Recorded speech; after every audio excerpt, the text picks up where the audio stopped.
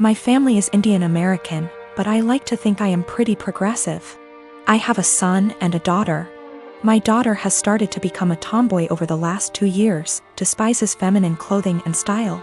While it has definitely been an adjustment in my perception, I have always tried to be as supportive as possible, and have let her pick her own clothings, only eliminating anything that was graphic or inappropriate. However, my niece was getting married in a traditional, big Indian wedding.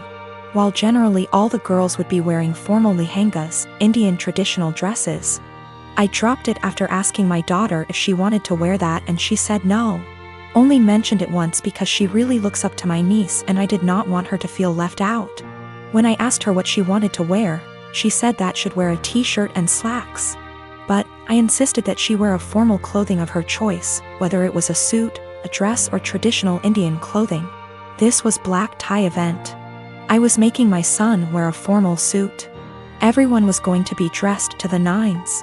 I was going to get my son a new suit tailored for the event, and I insisted that she come with and pick a fabric and suit style as well. It could be to her desire, as long as it was appropriate. Like a very typical men's suit or feminine twist like what Zendaya wears. She got angry and said I was constricting her expression.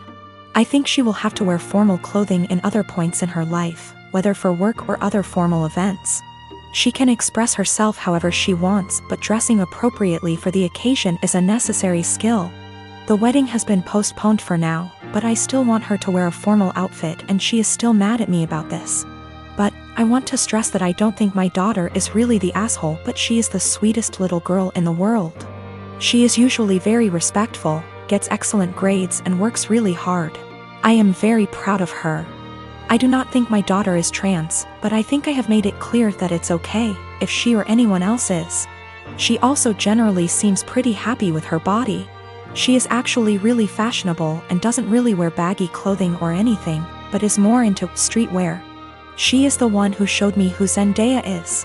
I think she is at the stage in life where she knows everything, and I, her mom, knows nothing.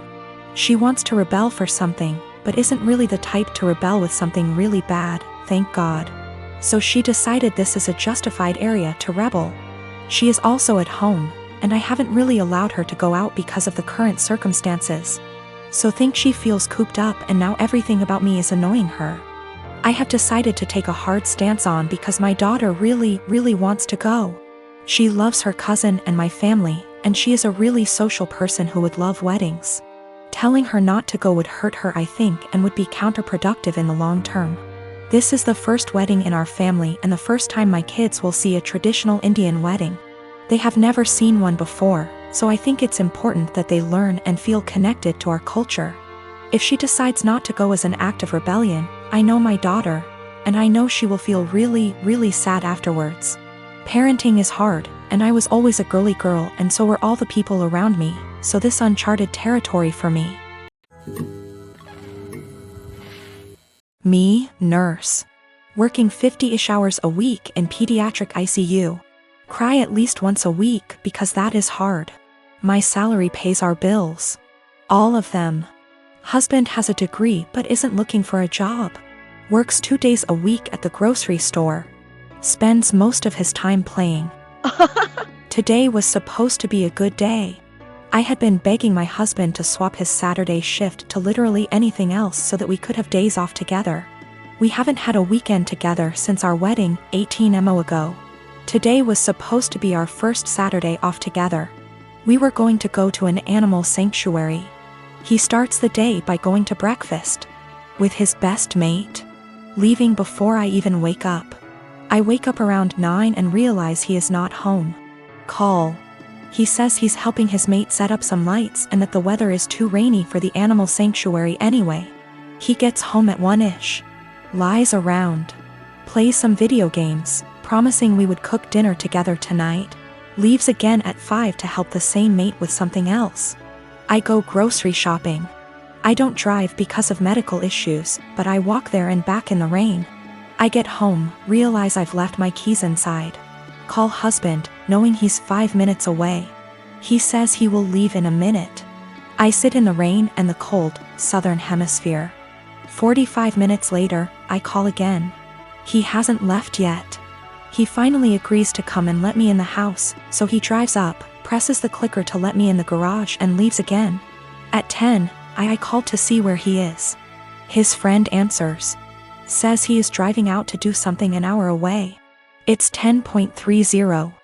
I am going to bed. I have sent him a TXT that I am upset and don't want to speak to him tonight and would rather he left me alone. As far as I am concerned, if he can't value me more than his best mate on the first day off he and I have shared in a year and a half, he can go sleep in his bed instead. By the way, his friend doesn't work, so they hang out all the time when I am at work. He is going to be upset. And he is gonna tell his mate and his mate is going to tell him I'm being a. I am 26. We weren't always like this. I don't know what changed. I'm fairly confident he's not having an affair, and I fully intend on talking this through, but at a time that isn't 4 a.m. I've always cleaned as I cook so that when it gets to the end of the meal, there's minimal mess. My husband is the opposite. When he cooks, it's like a bomb went off. I've encouraged him to clean as he cooks. And if we're doing a big meal / holiday meal together, I often make sure to assign him that role. Like most people, one of us cooks, the other one cleans up. I am the better cook, so I cook like 80% of the time. He gets an easy cleanup. I'm busier than usual at work, so he's had to step up. Whenever he's done, the kitchen is a mess. I don't even get how it happens. There will be oil splatters untouched, stuff drying to dishes, peels and meat. I'm not about to let food sit out overnight, so after I'm done eating I'll start the process and won't get to really relax much. Last week I asked if he could please try cleaning as he cooks. He told me the rule is one person cooks, the other person cleans. I said I get that, but you're leaving me with a huge mess every night. He said I just don't have the time to clean up when I'm focused on cooking, knowing full well I'll see him scrolling on his phone. I just got so fed up, so on Sunday I made a big pot of chili. I didn't clean up as I worked. When I was done, I served him, sat down, enjoyed a beer and dinner. When he finally went into the kitchen, he said, "What the? Why is there such a mess?" I said that I was too busy paying attention to the chili to clean up. I started to get ready for bed. He was like, "You're just going to leave this here?" And I said yes. He said he would have to wake up extra early to clean up and that he had to be at work earlier than usual, and was supposed to play a game with his friends later that night, so could I just clean up? I said no, I cooked, so he has to clean.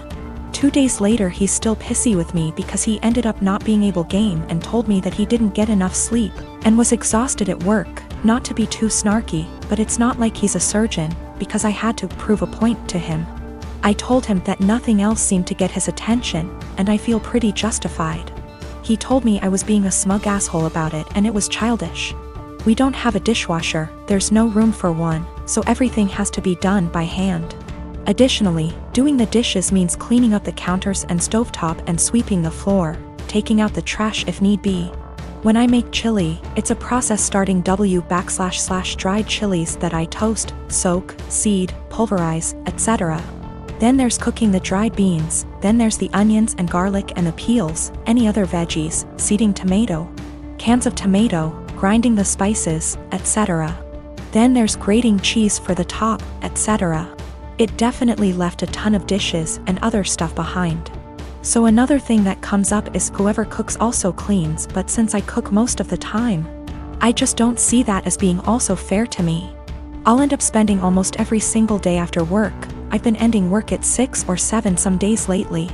Cooking and cleaning. If I had him cook more I would definitely start to gain weight and then we'd have another issue altogether. My best friend is a really great gift giver. I know that she plans gifts really far in advance and always dedicates so much time and thought into them. And I am so grateful for every gift I have ever received because I know how special they are. She'll often take something small I said from years back and make a really meaningful thing out of it. And I know she enjoys gift giving, and it is clearly one of primary ways she communicates her love for me and others. I just can't keep up. I've never been a really good gift giver. I often really struggle with forming ideas for upcoming celebrations, and until I'm really under the pump, I come up empty-handed until I find something just all right, or I repeat a similar shtick of reasons why I value you, presents. This just means that I feel so much stress every time I have to celebrate her birthday and Christmas. Especially because I would have received something completely out of this world. I really just feel like my gifts pale in comparison. It's getting to this stage where we've been exchanging presents for 8 years, and I'm honestly just starting to feel like I'm running out of steam to keep up and continue thinking of other ideas. It is also hard because I'm neither here nor there when it comes to receiving gifts. I can recognize the hard work and love, but I don't need to receive gifts to know that I'm loved. And so I worry that I don't reciprocate my love well enough because my presents never feel at her level. I want to express to her my gratitude for her gifts, but ask that we just stick to one a year, on birthdays. Because Christmas and the occasional Valentine's Day is too much for me. I have been able to move away from gift giving with other friends by just casually mentioning it or just mutually ceasing present exchanges, and we now opt for spending time with each other, something I love. I just don't know if this would be really insensitive or soul-crushing because it's not about her or how good of a friend she is, but really about my insecurity and my differing ways of communicating love.